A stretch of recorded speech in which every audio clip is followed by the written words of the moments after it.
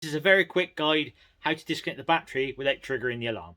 First thing to do is take the ignition key, put it in the ignition switch and turn the ignition so the ignition lights come on, or it's in the on position. If you have a flat battery, obviously you may have no ignition lights.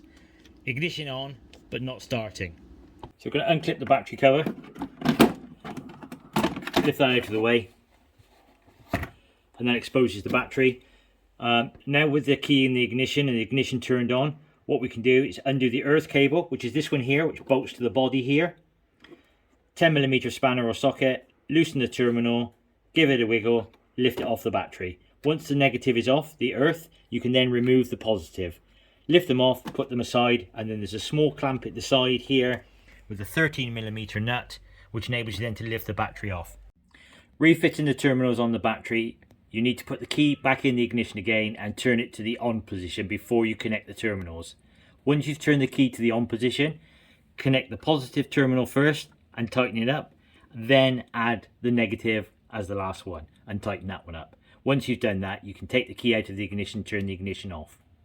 If you disconnect the battery, you've got no way of opening the bonnet if you close it down. So if you're removing the battery from the car or disconnecting it for any period of time, I'd strongly recommend just putting a towel or an old floor mat across the catch, which stops the catch engaging, and then you don't have to try and find the emergency cable to lift the bonnet. So always cover the catch if you're taking the battery off the car, then you can lower the bonnet down safely without the risk of it engaging.